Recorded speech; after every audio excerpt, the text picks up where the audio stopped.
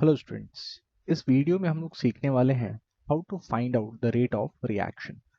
तो rate of reaction को निकालने के लिए हम लोग एक जनरल इक्वेशन ले लेंगे R फॉर्म्स P, जहां पे R हमारा रिएक्टेंट और P हमारा प्रोडक्ट हो गया। So rate can be written as rate is equal to change in concentration of R upon change in time.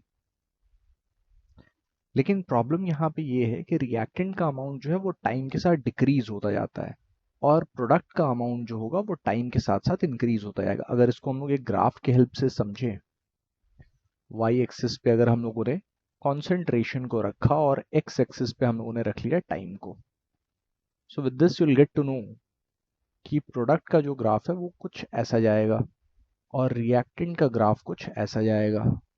It means product का अमाउंट इंक्रीज हो रहा है, रिएक्टेंट का अमाउंट डिक्रीज हो रहा है, राइट। तो अगर हम लोगों ने कोई भी दो टाइम लिया होता है इसके लिए, लेट्स से हम लोगों ने T1 और T2 ले लिया, ये पहला टाइम T1 और ये दूसरा टाइम T2।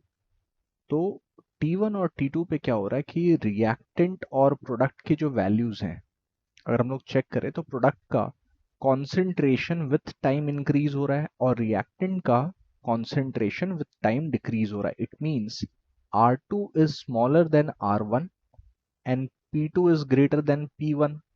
तो डेल्टा आर जब निकालेंगे हम लोग तो ये एक नेगेटिव वैल्यू मिलेगी, लेकिन जब हम लोग change in concentration of product निकालेंगे तो ये एक पॉजिटिव वैल्यू मिलेगी, क्योंकि चेंज हमेशा होता है फाइनल माइनस इनिशियल, यानी P2 minus P1 and R2 minus R1। तो इसीलिए जब भी हम लोग रेट निकालते हैं नेगेटिव साइन रिएक्टेंट के साथ लगाया जाता है। नेगेटिव साइन लगाने का मतलब है कि रिएक्टेंट का कॉन्सेंट्रेशन टाइम के साथ डिक्रीज हो रहा है। रेट लेकिन नेगेटिव नहीं हो सकता, रेट हमेशा क्या रहेगा, पॉजिटिव ही रहेगा। डायरेक्शन सिर्फ अलग है क्योंकि रिएक्टेंट का अमाउंट समय के साथ कम होता जा रहा है, प्रोडक्ट का अमाउंट ज्यादा होता जा रहा है। तो इसी चीज के डिफरेंस को हटाने के लिए हम लोगों ने यहाँ पे नेगेटिव साइन का इस्तेमाल किया है। तो minus into change in concentration of reactant upon change in time, इससे मिल जाएगा रेट ऑफ रिएक्शन।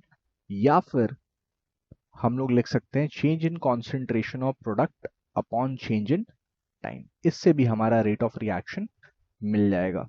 सो जो रेट यहां पे है, this rate is rate of reaction.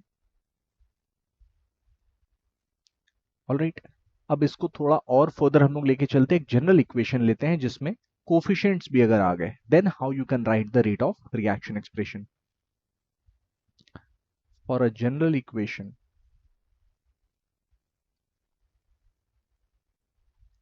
for a general equation,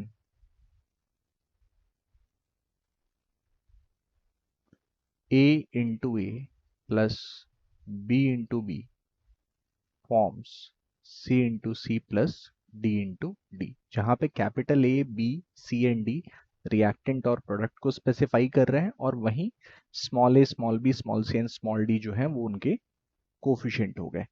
तो अब इस जनरल इक्वेशन के लिए रेट ऑफ रिएक्शन का जब एक्सप्रेशन लिखेंगे, rate of reaction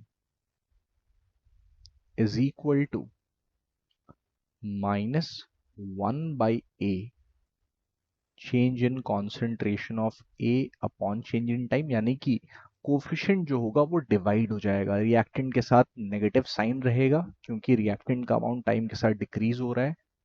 so change in concentration of B upon change in time, products positive में लिखे जाएंगे, कोफिशिएंट यहाँ भी डिवाइड ही होगा। सो 1/c change in concentration of C upon change in time is equal to 1/d change in concentration of D upon change in time।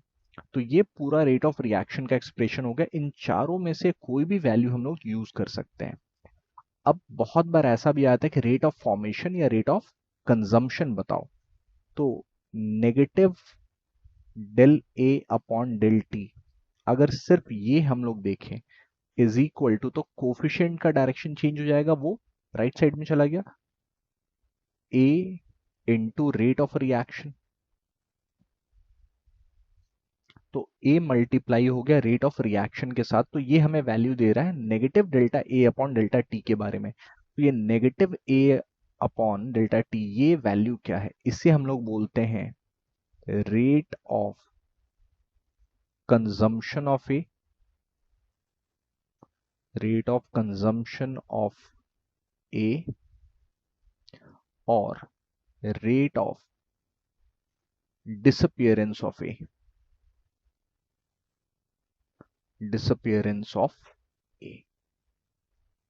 ठीक है, वैसे ही हम लोग rate of consumption of B निकाल सकते हैं, rate of formation of C निकाल सकते हैं, rate of formation of D निकाल सकते हैं। बस रेट ऑफ रिएक्शन के साथ इनके जो कोफिशिएंट थे, जो अभी 1 बाई वो टर्म में है, वो रेट ऑफ रिएक्शन के साथ जाकर के मल्टीप्लाई हो जाएंगे and that will give us the rate of consumption और रेट ऑफ फॉर्मेशन। तो उनके एक्सप्रेशंस को भी हम लोग यहाँ पर लिख लेते हैं।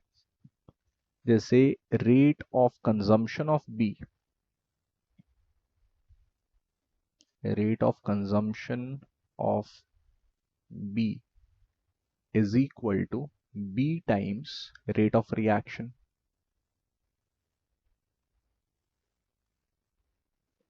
Similarly, rate of formation of C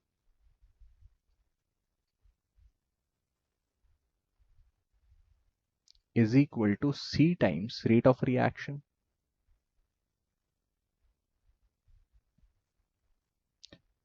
And rate of formation of D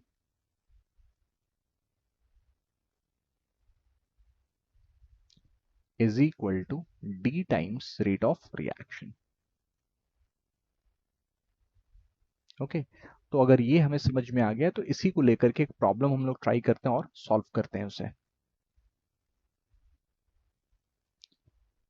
question मान लीजिए हमारे पास एक दिया हुआ है, for a given reaction, for a reaction N2 gas plus 3H2 gas forming 2NH3 gas,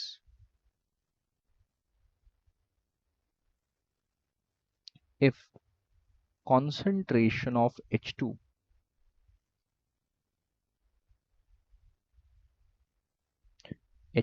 changes from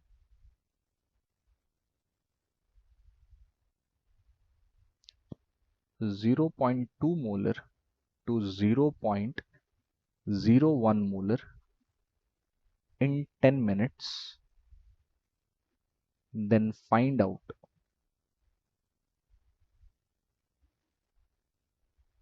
rate of reaction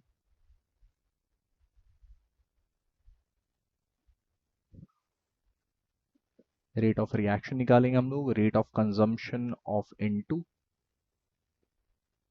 rate of consumption of N2 and rate of formation of NH3, rate of formation of NH3।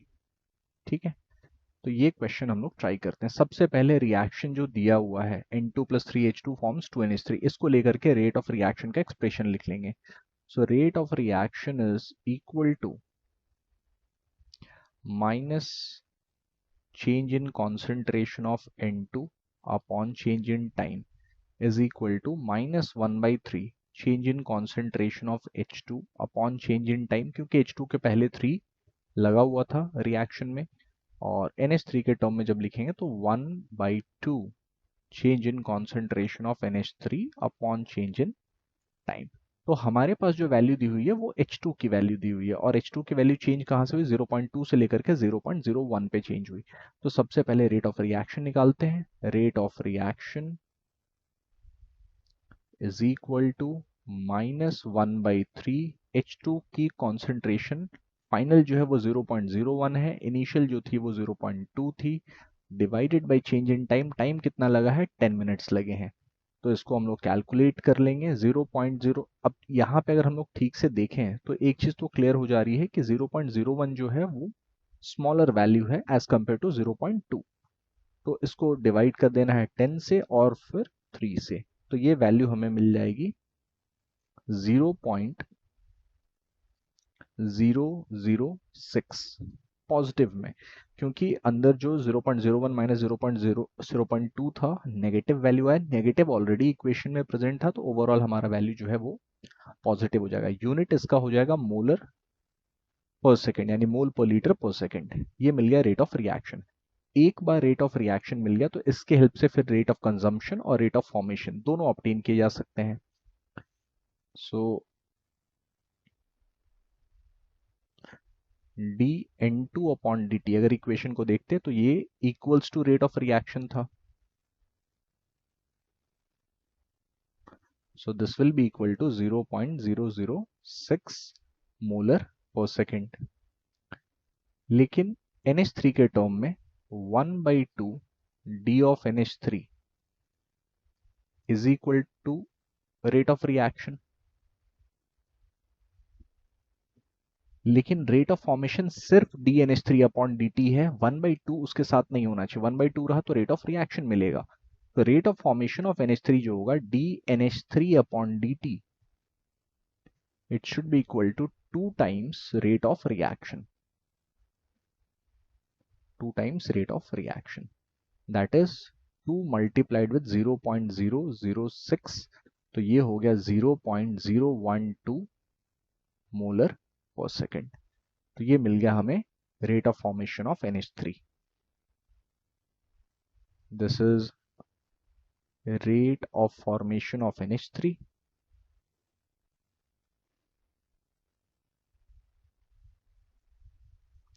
और ये हो गया rate of consumption of N2।